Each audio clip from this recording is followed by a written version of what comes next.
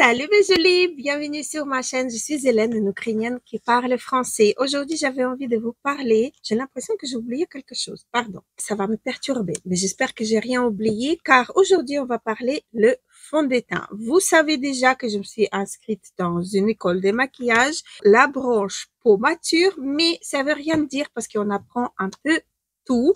Et donc aujourd'hui, je vais vous parler des fonds de teint. Pour qui, comment, pourquoi, etc.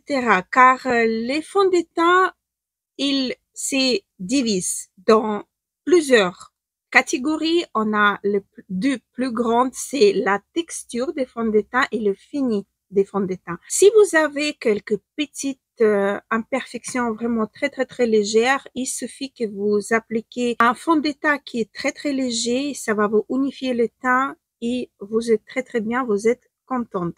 Si vous avez un peu plus d'imperfections, que vous voulez quand même avoir le teint un peu plus unifié, plus joli, mais en même temps corriger ces petits bobos par-ci par-là.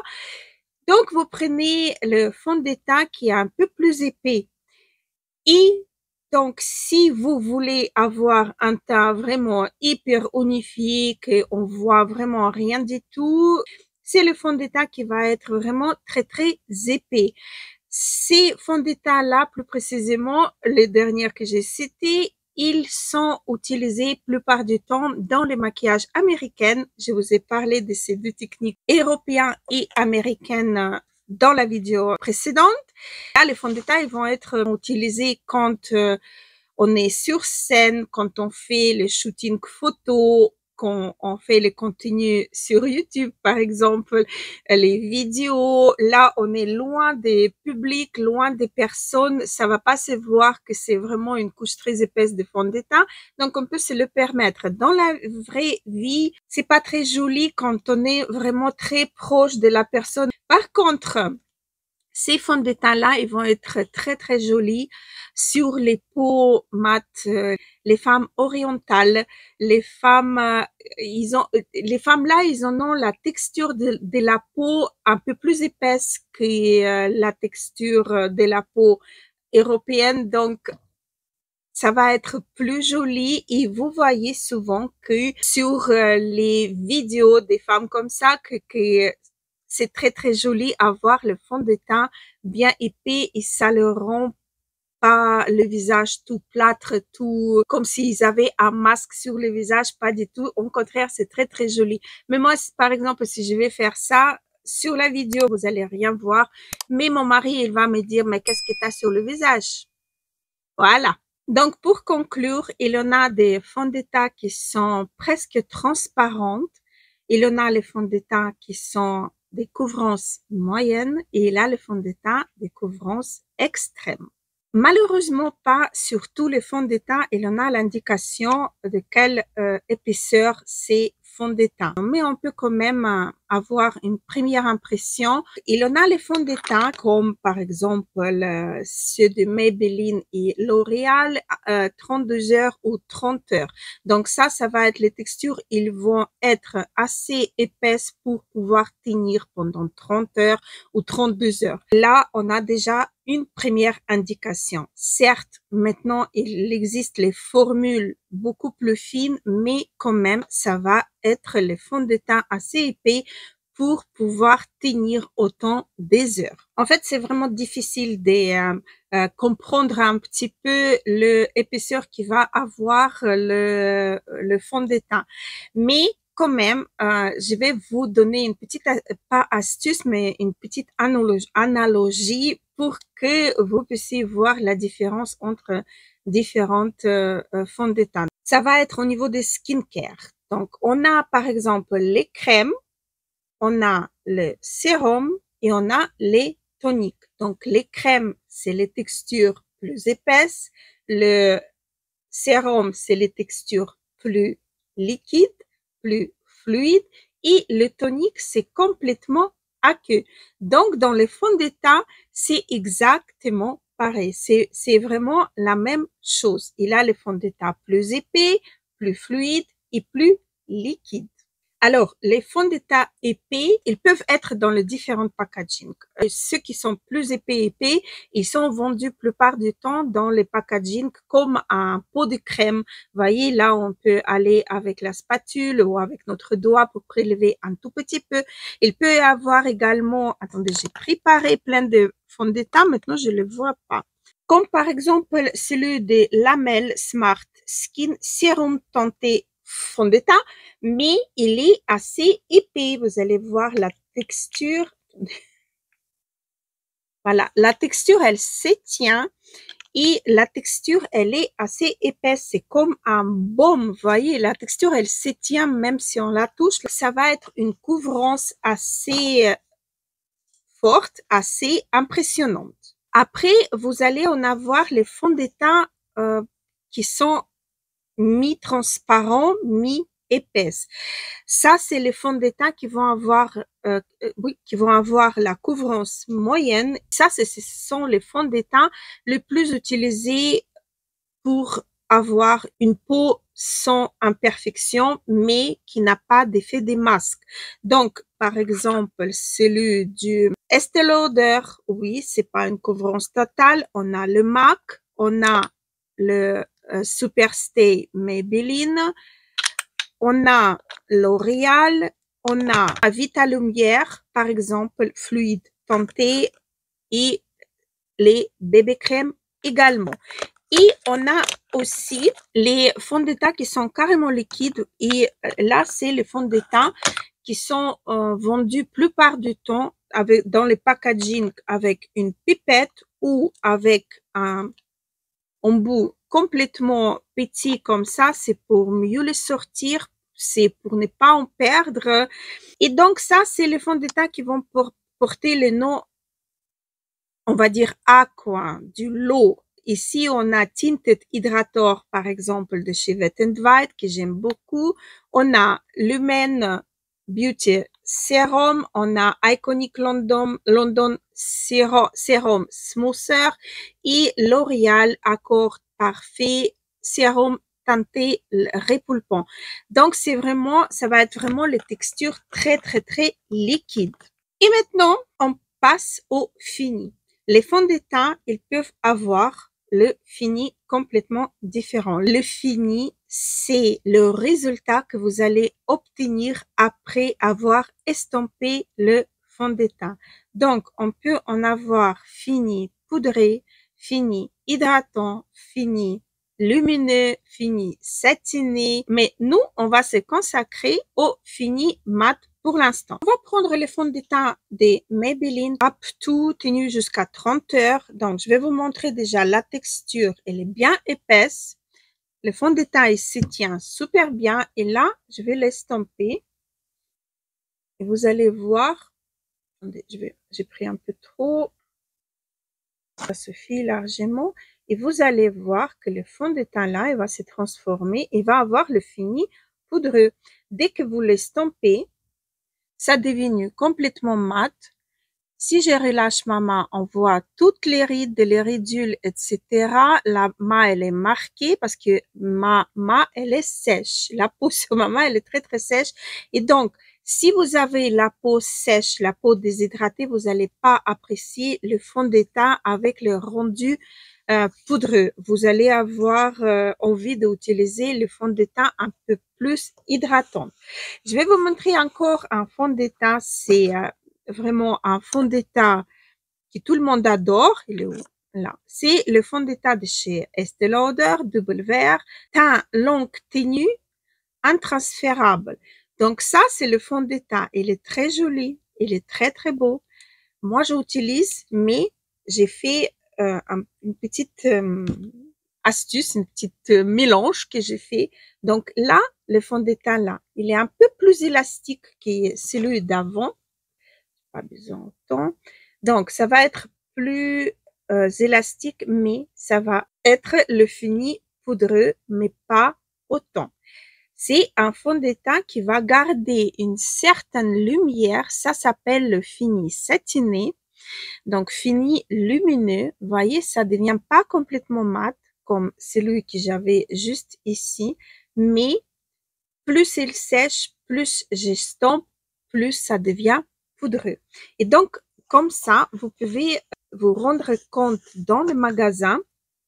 Puis, les fonds de teint, si vous avez la peau sèche, la peau déshydratée, vous n'allez pas vraiment apprécier ces rendus sur votre teint. Après, on a l'humaine. Je vais vous montrer, c'est avec une pipette. Donc, c'est ni liquide ni épais. Vous voyez, je vais mettre une petite goutte. J'ai mis chaque fois beaucoup. Et là, j'ai un plus. Et là, on a un fond de teint hydratant, un fond de teint, j'ai l'impression que j'applique un petit peu du gras sur la peau. C'est pas une couvrance de dingue, mais ça flûte hyper bien, ça unifie. Et donc, moi, avec la peau sèche déshydratée, je vais beaucoup plus apprécier ces fonds de teint que les fonds de teint que je vous ai montrés auparavant. Et là, deux fonds de teint de chez MAC, un fond de teint Studio Fix fluide et le nouveau qui est sorti, Studio Radiance. Je vais vous montrer la différence. Elle n'est pas énorme, vraiment pas du tout. Vous allez voir donc Studio Fix et Radiance. Je m'approche un petit peu pour que vous puissiez voir. Donc, ici, on a Radiant qui va rester, c'est aussi un aspect poudreux, mais pas autant. Il est assez élastique. Mais je ne sais pas si vous allez voir, ça marque quand même. Je reviens. Désolée, on était interrompu. Alors, j'ai commencé à estomper ici le Studio Radiance. Et vous allez voir que c'est du fini différent. Ici, on a la peau élastique, mais elle est légèrement effet poudré, légèrement, pas beaucoup. Et ici, on reste vraiment sur l'effet satiné, vous voyez. Ça marque pas les rides des mamas, ça reste vraiment élastique sur la peau. Ça, c'est les deux fonds de teint que je peux conseiller quand même pour les peaux sèches, déshydratées et les peaux grasses également aussi parce que c'est fini entre deux mondes, on va dire. Je vais vous montrer fluide, pas fluide, c'est vraiment comme du lot. En fait, c'est Ultra le teint Velvet de chez Chanel et Iconic London Super Smoother Blue Ring Radiant, etc. Effet flouté. Je vais mettre ici Iconic London. Et je vais estomper. De toute façon, j'avais déjà fait les reviews sur les fonds de teint en eux-mêmes. Mais là, je voulais vous montrer vraiment comment choisir, comment bien choisir son fond de teint et comment bien les identifier par rapport à ce que vous avez besoin. Donc ici, on voit presque pas le fond de teint. C'est les textures, ils sont égales. Sont presque pareils, ce sont des gouttes, on va dire, hein, mais les finis est complètement différent. On peut avoir fini poudré et fini hydratant dans les deux fonds de teint des mêmes formats, quoi. Regardez, ici c'est plus poudré. Je sens vraiment la poudre sous la main. Vous voyez? Il existe les fonds de teint en stick. Là, j'ai que un seul stick parce que c'est pas le genre de fond de teint que moi j'aime, que moi j'utilise, mais voilà, j'en ai un quand même. Ça, c'est de chez Huda Beauty. Et là aussi, on peut avoir différentes finis des fonds de teint en stick. On peut avoir les fonds de teint qui va rester comme poudre, comme celui-ci par exemple. Ça, c'est vraiment la poudre à l'état pur quand vous estompez. Donc, ça, c'est le rendu final après l'estompage, c'est poudre. Mais ça existe également les sticks hydratants. Donc, ça, c'est vraiment à tester dans le magasin, à swatcher les fonds de teint, à voir est-ce qu'il vous convient ou pas. Si le fond de teint ne vous convient pas, il a l'effet poudre, mais vous avez la peau déshydratée, mettez un petit peu la crème, votre crème hydratante dans votre fond de teint et vous allez avoir le rendu bien émollient, beaucoup moins poudreux. Ça va être beaucoup plus joli. Jetez pas vos fonds de teint. C'est pour ça, il faut vraiment faire attention à ce qui convient mieux à vous et pas à votre voisine, copine, collègue de travail, etc. C'est vraiment très, très, très important.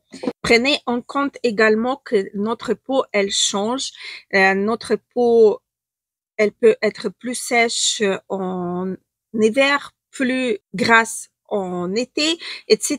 Donc, il faut prendre en compte toutes ces choses-là au moment que vous allez acheter le fond de teint. Vous devez savoir pour quelle raison vous l'achetez, qu'est-ce que vous voulez couvrir, pas couvrir, etc.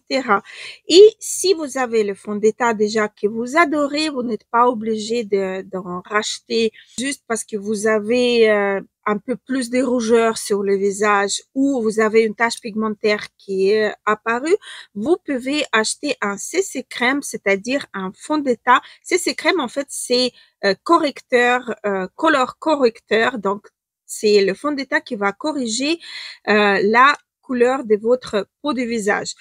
Et au lieu d'appliquer d'abord la base de teint, après le correcteur pour le teint, après juste le fond de teint, vous pouvez juste avoir un bon CC crème avec le sous-ton qui vous convient le mieux. Celle que je connais le plus, c'est la gamme des CC crème de chez Herborian. Donc, vous avez avec le sous-ton violet, avec le sous-ton vert. Donc, ils sont vraiment génialissimes parce qu'ils vont s'adapter à la couleur de votre peau.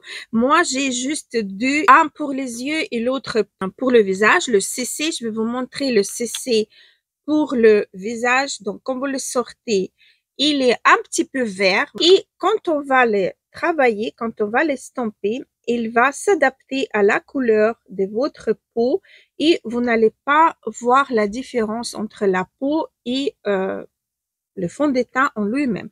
Comme j'ai beaucoup de rougeur sur la peau, je prends celui avec le sous-ton vert qui m'aide à camoufler mes rougeurs. Alors, on passe au bébé crème. Le bébé crème, c'est un beauty balm.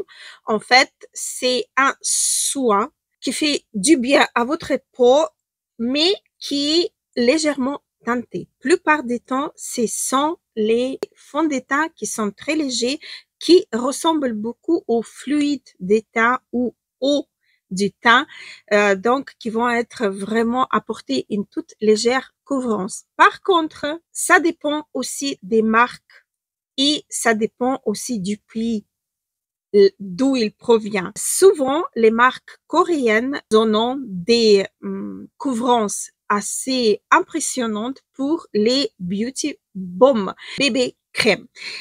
Alors, les bébés crèmes, ils n'existent pas dans une énorme gamme de teintes, tout simplement parce que le bébé crème, c'est vraiment quelque chose qui va couvrir en toute légèreté, qui va apporter soit un petit peu de bonne mine, soit corriger un petit peu le teint, le unifier, mais sans plus. On peut en avoir bébé crème qui vont être très fines, mais qui vont couvrir, vraiment avoir une couvrance impressionnante qui va vous corriger tout le visage, que vous allez pas avoir, vous allez avoir l'impression que vous avez appliqué un bon fond de teint d'une bonne couvrance, mais en même temps, ça va être tellement léger que vous allez pas apercevoir le fond de teint sur votre peau. Et dans ces cas-là, dans les marques, il existe 6, 8 couleurs de fond de teint. C'est justement pour vous montrer que la couvrance de ces bébés, je parle de bébé crème, pardon, la couvrance de ces bébés crème, elle est vraiment beaucoup plus forte qu'une bébé crème entre parenthèses classique qui est là, on va en avoir 2, 3 teintes, peau claire, peau moyenne, peau foncée. C'est vraiment là où on va avoir une couvrance très, très, très légère. Et effectivement, les fonds de teint, ils peuvent avoir une protection solaire supplémentaire qui est pas à négliger parce que parfois, on peut avoir 50 plus de protection comme dans le Dr. Jart que j'avais juste devant moi, que j'ai perdu. Ici, on a SPF 50. Et donc, comment choisir son fond de teint? Il faut tout d'abord, il faut que vous compreniez pour quelle raison que vous voulez avoir tel ou tel fond de teint ou que vous voulez acheter un fond de teint. Par exemple, j'ai commencé à avoir un peu de coupé rose ou un peu de rosacée et je voudrais légèrement camoufler ça. Donc, pour cette raison-là, je ne vais pas me tourner vers les fonds de teint haute couvrance, justement parce que j'ai besoin de camoufler juste une partie de mon visage. Là, je vais me tourner plutôt vers une CC crème ou une bébé crème fluide de teint. Voilà. Je ne vais pas aller plus loin. En fait, c'est vous qui choisissez quelle épaisseur de fond de teint dans lequel vous vous sentez mieux et dans quel fond de teint vous vous sentez plus confortablement. On ne peut pas dire que telle ou telle peau, elle a besoin tel ou tel fond de teint ou cette peau, si elle a besoin tel ou tel fond de teint. C'est vraiment vos propres opinions, vos propres ressentis que vous devriez connaître en achetant un fond de teint de telle ou telle couvrance et épaisseur sur la peau. Donc, si c'est pour corriger une petite tache pigmentaire ou petite tache de rougeur, vous choisissez un fond de teint ou un CC crème avec le sous-ton vert ou vous préparez votre propre mixture avec le fond de teint. D'ailleurs, je vais vous montrer maintenant. Fond de teint de chez Dior Forever Skin Glow en teinte WCR. Hein, il est vraiment trop foncé pour moi et donc je vais faire deux gouttes, je vais faire deux mixtures. Une mixture, je vais faire avec ma base de maquillage verte. Je vais mélanger avec le vert. Je vais mettre ici un petit peu. Vous allez voir, c'est impressionnant. Et l'autre partie, je vais ajouter les gouttes blanchissantes pour le fond de teint. Ça, c'est mon achat récent. J'ai pas encore vraiment testé ou utilisé ça. Donc, je ne sais pas la quantité à mettre, comment ça va se réagir, etc. Donc, voilà. J'ai fait la base verte et les gouttes éclaircissantes, les gouttes blanches. On va d'abord faire avec les gouttes blanches pour voir, bien évidemment, ça éclaircit le fond de teint, mais le fond de teint, il garde le même sous-ton, il est un peu abricoté et un peu, donc, qui n'est pas vraiment adapté à ma peau. Et là, du coup, je vais faire avec le vert et vous allez voir que là, le fond de teint, il va changer le sous-ton et ça va devenir un peu plus gris, ça va être aussi plus clair et ça va me permettre de camoufler mes rougeurs. Donc, si c'est juste pour changer le couleur des fonds de teint, vous utilisez les gouttes blanches. Si c'est vraiment pour complètement changer le sous-ton des fonds de teint, vous pouvez, pour apporter cette verdure pour camoufler le rougeur, vous utilisez les bases vertes pour le maquillage. Et également la même chose, les taches pigmentaires, vous pouvez utiliser les bases correctrices ou les correcteurs violettes. Vous ajoutez un petit peu à votre fond de teint et ça va vous camoufler très bien. Vous allez voir. Je prends ici, vous voyez ma petite tache rouge ici. Je vais le camoufler. Voilà. Vous voyez comme ça atténue? Ça a vraiment atténué le... Parce que j'ai ajouté le vert dans mon fond de teint. Voilà. Donc, pour atténuer, c'est vraiment un très bon moyen. Et là, je vais vous montrer, en fait, c'est vrai, j'ai oublié, je vais vous montrer le fond de teint tout seul, comment il est. Et regardez comment il est tout seul. Il est plus foncé. Vous voyez, c'est vraiment différent. Et il existe également les cochons. Les cochons, en fait, c'est le fond de teint des retouches. C'est ça. Et souvent, comme c'était inventé en Corée du Sud, il contient le SPF. Donc, c'est une petite mousse. Et quand vous appuyez sur la mousse, il a le fond de teint qui va apparaître. Vous voyez? Il n'en a pas beaucoup de fond de teint. Ça a été vraiment créé pour faire des retouches dans la journée. Et il peut en avoir différentes finis également. On peut avoir les finis poudreux, fini hydratant. Donc là, encore une fois, si vous avez la possibilité de tester, allez le tester. Celui-là, il est un tout petit peu, je vais voir là, on dirait qu'il a un peu d'huile à l'intérieur, mais ça reste poudreux. Comme j'ai dit, ça a été créé pour faire des retouches. C'est comme nous, on utilise les poudres, hein. Les Coréennes utilisent plutôt les couchons pour ne pas déshydrater leur peau. Parce que ça, c'est vraiment les reines des peaux hydratées, les peaux repulpées, les peaux qui scintillent de l'intérieur. Ça, c'est vraiment les Coréennes.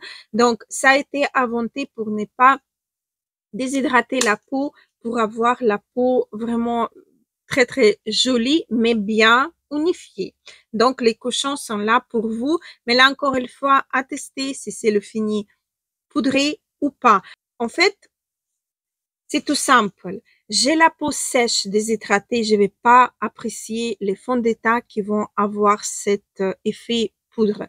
Comme par exemple le fond de teint, le dernier de chez Hourglass, j'ai détesté parce que c'est vraiment le fond de teint hyper épais. Moi, j'ai la peau très fine. C'est un fond de teint qui, à la fin de l'application, il est vraiment très, très poudreux. Donc, c'est vraiment un fond de teint qui ne me convient pas du tout. Et je voulais aussi préciser que dans les fonds de teint ou les fluides ou les sérums teintés, on peut en avoir différents ingrédients. Donc, on peut en avoir à base d'eau. Donc, c'est l'eau mélangée à la poudre, hein, tout bêtement. Donc, ça va être pas desséchant, mais fini va être poudré. Dans les fluides, dans les sérums, etc., il en a toujours deux finis différents, soit fini poudré, soit fini hydratant. Donc là, encore une fois, c'est à moi d'aller swatcher, à moi d'aller voir sur la peau quel fini c'est et est-ce que tel ou tel fond de teint il va me convenir à moi. Si j'ai la peau grasse, la peau qui produit beaucoup de sébum, le fond de teint avec le fini poudré, c'est le fond de teint que je vais apprécier beaucoup parce que ça va être comme si j'ai poudré 2 fois mon teint. Donc, voilà, j'espère que je vous ai donné un petit peu d'astuces pour choisir son fond de teint, comment ils sont, comment ils peuvent être. Donc, le plus important que vous devez retenir, qu'il faut voir la couvrance et le fini. C'est deux choses à avoir et à retenir par rapport à votre peau. Je récapitule. Je vais faire un petit récap. Alors, fond de teint, couvrance légère pour corriger, apporter, unifier en toute légèreté la peau. Couvrance moyenne, c'est pour corriger sans plomber le teint. Et haute couvrance, c'est pour séance photo, vidéo, quand on est sur scène, etc. Ou pour les peaux assez épaisses, pour les peaux mates, les peaux orientales, voilà. Et fini, poudré et hydratant. Ça va jouer l'état de votre peau. Actuellement, maintenant, en présent, quand vous allez chercher votre fond de teint. D'ailleurs, testez vos fonds de teint que vous possédez et dites-moi après quel fini que vous avez à la maison. Fini poudré, fini hydraté. Et dans les hydratés, comme je disais, il en a deux différences. Il en a ce qui contient un peu d'huile et ce qui contient de l'eau. Donc là aussi, à prendre en compte si vous avez la peau déshydratée ou la peau sèche. Donc là aussi, vous devriez voir par rapport à vos besoins. Donc voilà, j'espère que j'étais claire. J'espère que je ne me suis pas embrouillée. Si vous avez des questions, n'hésitez pas à me les poser en commentaire. Testez vos fonds de teint. Partagez-moi en commentaire quel genre de fond de teint que vous appréciez beaucoup. Donc voilà, j'espère que la vidéo vous aura plu. J'espère que vous avez passé un bon moment. Abonnez-vous, activez une petite cloche. N'oubliez pas, ça me fera énormément plaisir. Et je vous attends en commentaire. Gros bisous, à la prochaine.